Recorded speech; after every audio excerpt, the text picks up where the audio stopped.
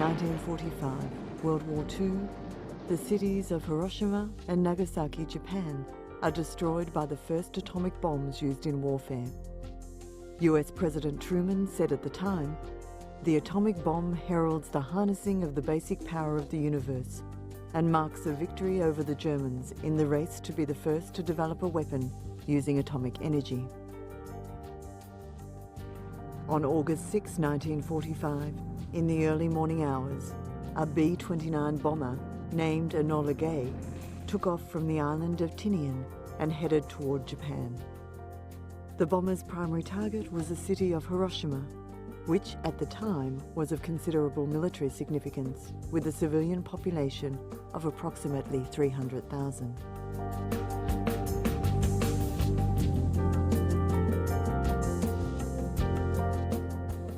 This atomic bomb, with a blast equivalent to 12,000 tons of TNT, flattened the city, killing 100,000 civilians outright and many more over time.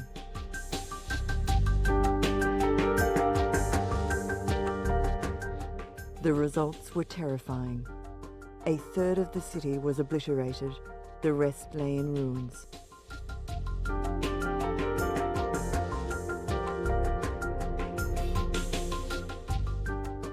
Those closest to the explosion died instantly. Their bodies turned to black char. The bomb killed men, women, and children indiscriminately.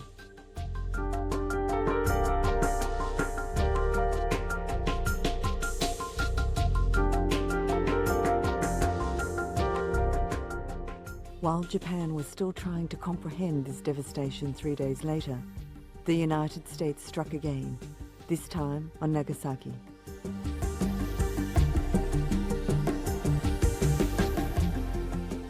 The Japanese government sued for peace on the following day, and on August 14, 1945, Japan accepted the Allied terms of unconditional surrender.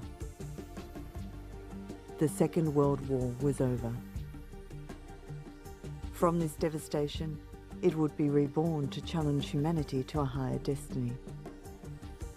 The city engaged in the arduous task of rebuilding, but Hiroshima could never again be just a city.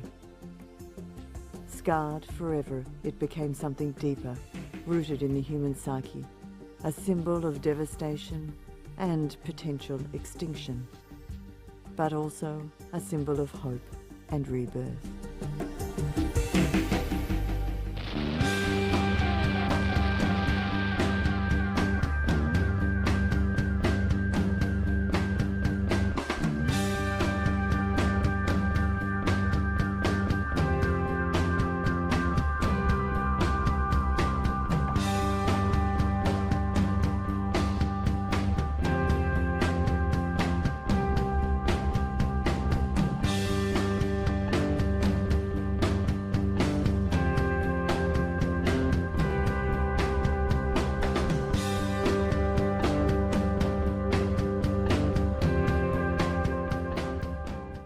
Oak Ridge, Tennessee, the site of two of America's three great factories producing the atomic bomb. For over 2 years, this secret city had been laboring on the weapon that has changed the world. 6 months after Japan's attack on Pearl Harbor, the US government decided that if anyone could figure out how to build an atomic bomb, they had to do it first. They knew the Germans already had a head start. From 1942 until 1949, Oak Ridge, a city of 78,000 people, did not exist on any map. Within its barriers, a population of 78,000 lived and worked under conditions of incredible secrecy. Shopping centers and newspapers served the needs of the Oak Ridge community. The city operated 24 hours a day. The plants operated day and night. 840 buses brought people to work here and took them home. Leading scientists of Britain and America worked as a team according to the plan agreed on long before by Winston Churchill and Franklin Roosevelt. The whole vast operation was hidden under the code name Manhattan Project. Simply put, the Manhattan Project was committed to expediting research that would produce a viable atomic bomb. The project resulted in the creation of several research and production sites, of which the construction and operations were secret. It began as a small research program in 1939, which eventually employed more than 130,000 people and cost nearly $2 billion US. The formulas for refining uranium and putting together a working atomic bomb were created and seen to their logical ends by some of the greatest minds of our time. Chief among the people who unleashed the power of the atom was Robert Oppenheimer, who oversaw the project from conception to completion. The most complicated issue to be addressed in making of an atomic bomb was the production of ample amounts of enriched uranium to sustain a chain reaction. Here is the terrific fact of atomic energy. One atom weapon has the explosive power of 2,011-ton bombs. Finally, the day came when all at Los Alamos would find out if the gadget, codenamed as such during its development, was going to be an enormous failure or perhaps an end to the war. On July 16, 1945, in a white blaze, the gadget ushered in the atomic age.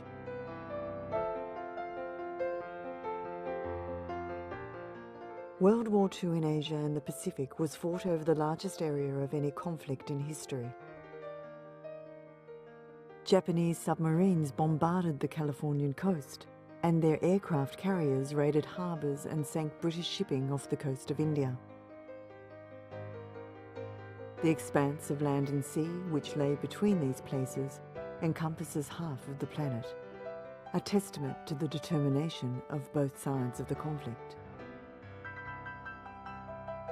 As millions of people celebrated victory in Europe Day, the Allied leaders grimly prepared for the final struggle in the Pacific, where the full weight of the Allied forces would now be applied against Japan.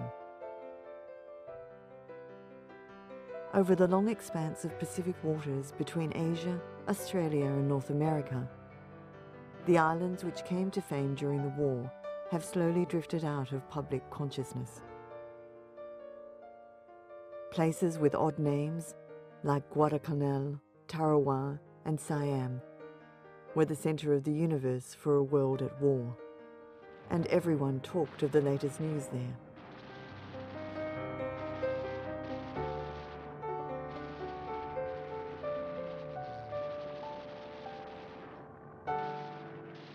The war culminated in the atomic bombings of Hiroshima and Nagasaki and other large aerial bombing attacks by the United States Army Air Forces, accompanied by the Soviet invasion of Manchuria on 8th of August 1945.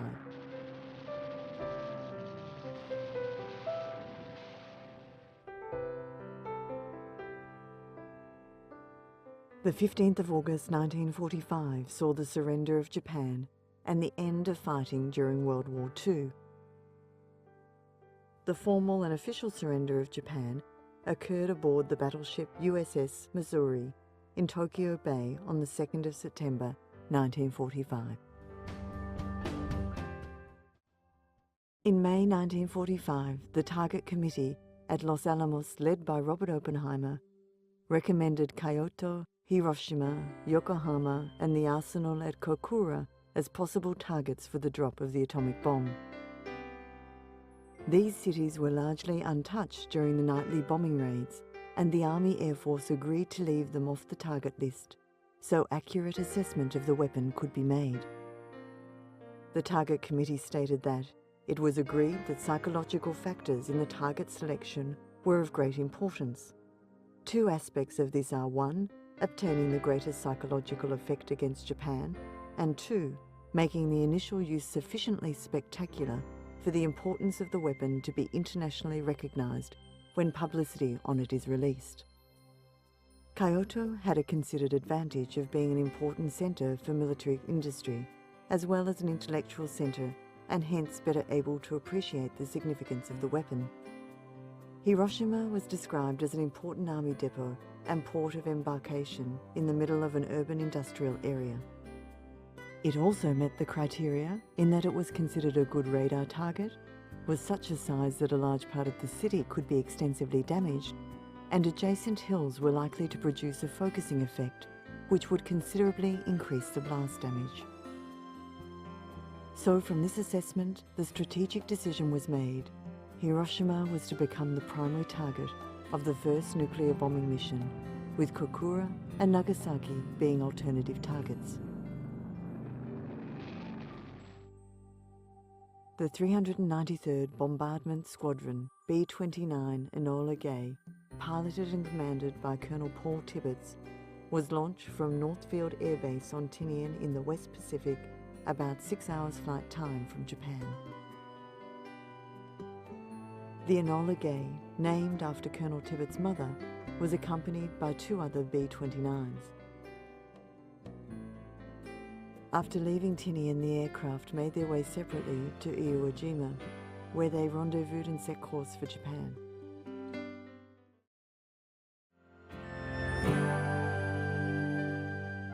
The aircraft arrived over the target in clear visibility. During the journey, Navy Captain William Parsons had armed the bomb, which had been left unarmed to minimise the risks during takeoff. Second Lieutenant Morris Jepson removed the safety devices 30 minutes before reaching the target area. The Tokyo control operator of the Japanese Broadcasting Corporation noticed that the Hiroshima station had gone off the air. He tried to re-establish his program by using another telephone line, but it too had failed. About 20 minutes later, the Tokyo Railroad Telegraph Center realized that the mainline telegraph had stopped working just north of the city. From some small railway stops within 16 kilometers came the unofficial and confused reports of a terrible explosion in Hiroshima.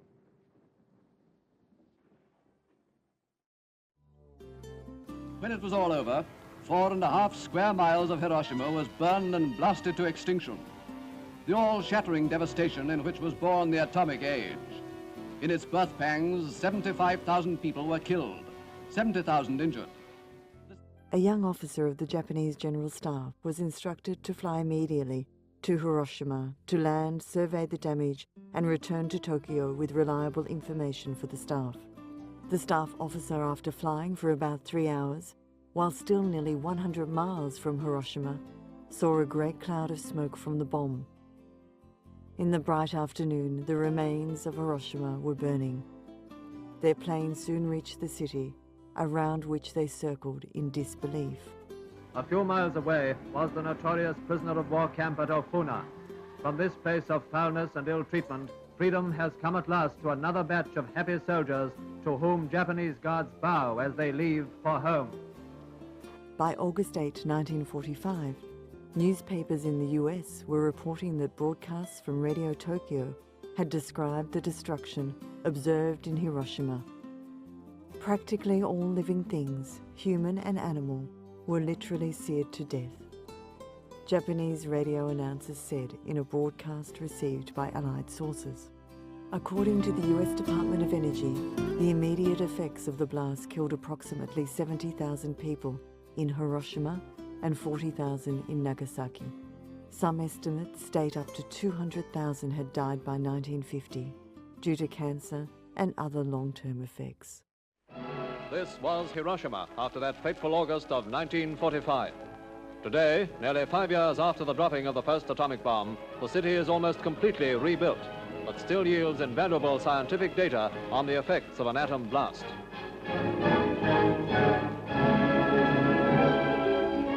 In this laboratory and clinic, American and Japanese scientists are conducting vital research to determine the long-range effect of radiation on human beings.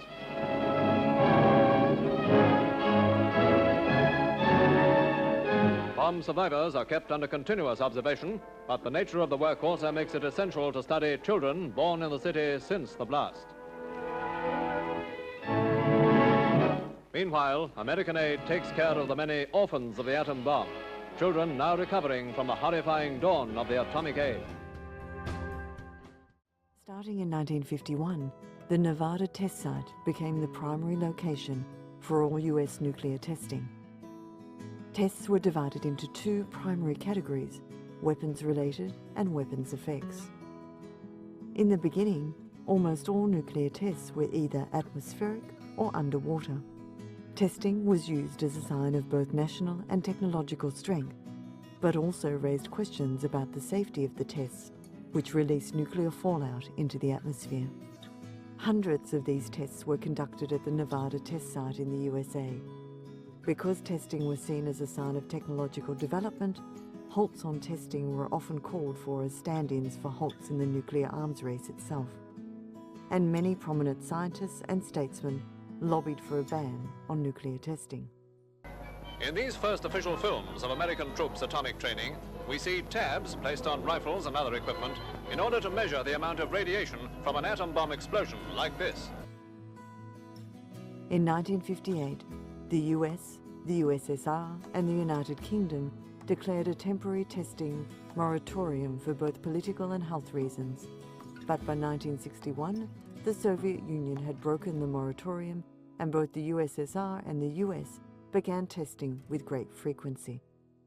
And now comes news that America has staged a combined military and civil defense test in which dummies, cars of recent make, and two types of average house were used as guinea pigs.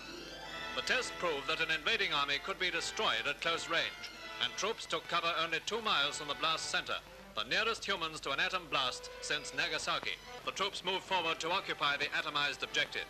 With them went detector squads using Geiger counters. They found one house and a tank too radioactive to enter. So science perfects the weapons of the future, weapons that we all hope will never have to be used. The 7th HMS Dreadnought was the United Kingdom's first nuclear-powered submarine, launched by Queen Elizabeth II on Trafalgar Day 1960. I name this ship Dreadnought. May God bless her and all who serve in her. A S-3W reactor, a design made available as a direct result of the 1958 US-UK Mutual Defence Agreement, powered the submarine. The Polaris missile was built during the Cold War by Lockheed Corporation of California for the United States Navy. It was designed to be used as part of the Navy's contribution to the United States arsenal of nuclear weapons, replacing the Regulus cruise missile. The anti-nuclear movement is a social movement that opposes the use of nuclear technologies. Since the dawn of the atomic age, protests and demonstrations have occurred worldwide, giving a voice to the people. Many direct action groups, environmental groups, and professional organizations have identified themselves with the movement at local, national, and international level. The initial objective of the movement was nuclear disarmament, though the focus has shifted primarily to opposition to the use of nuclear power. Well, look, the case is quite simple. We think that the policy which is being pursued by the Western powers is one which is almost bound to end in the extermination of the human race. And some of us think that that might be rather a pity. Ozyorsk is a closed town in Chelyabinsk Oblast, Russia. The city, as the people called it, was and remains a closed town because of its proximity to the Mayak plant, one of the sources of Soviet plutonium during the Cold War. The Mayak plant was built in 1945 in a great hurry and in total secrecy as part of the Soviet Union's nuclear weapon program. German prisoners of war designed some of the best buildings there, with much of the labor provided by political prisoners of the time. The plant's original mission was to make, refine and machine plutonium for weapons. The Soviets' first and biggest bomb factory. The arms race started here. These people made the Soviet Union a superpower. On the iron gates, the number 235 appeared. Uranium-235 was the stuff of atomic bombs. 5 nuclear reactors were built for this purpose. Later, the plant came to specialize in reprocessing plutonium from decommissioned weapons and waste from nuclear reactors. Working conditions at Mayak resulted in severe health hazards and many accidents. The most notable accident occurred on the 29th of September 1957. Hundreds of people died, thousands were injured, and surrounding areas were evacuated. This nuclear accident, the Soviet Union's worst before the Chernobyl disaster, became a post-nuclear hell. Hundreds of square miles were left barren and unusable for decades and maybe centuries. July 31, 1991. The Strategic Arms Reduction Treaty is signed between the United States of America and the USSR on the reduction and limitation of strategic offensive arms. START negotiated the largest and most complex arms control treaty in history, and its final implementation in late 2001 resulted in the removal of about 80% of all strategic nuclear weapons then in existence. Today, close to 97% of all nuclear weapons are found in the United States and Russia. From the depths of despair and tragedy, we are often inspired and touched at a very deep level by the stories of survival, courage and conviction. Sadako Sasaki was a Japanese girl who was 2 years old when the atomic bomb was dropped near her home. By November 1954, chickenpox had developed on her neck and behind her ears. A year later, purple spots had started to form on her legs. Sadako was diagnosed with leukemia, hospitalized and given at the most a year to live. Sadako's best friend, Shizuko Hamamoto, came to the hospital to visit and cut a golden piece of paper into a square and folded it into a paper crane. At first, Sadako didn't understand why Shizuko was doing this, but then Shizuko retold the story about the paper cranes. That one who folded 1,000 cranes was granted a wish. Inspired by the cranes, Sadako started folding them herself. Sadly, so the story goes, she fell short of her goal of folding 1,000 cranes, having folded only 644 before her death. Her friends completed the 1,000 and buried them all with her. The retelling of Sadako's story and others like it is so vital for future generations to learn from the past atrocities, to ensure human life is preserved and human rights are protected.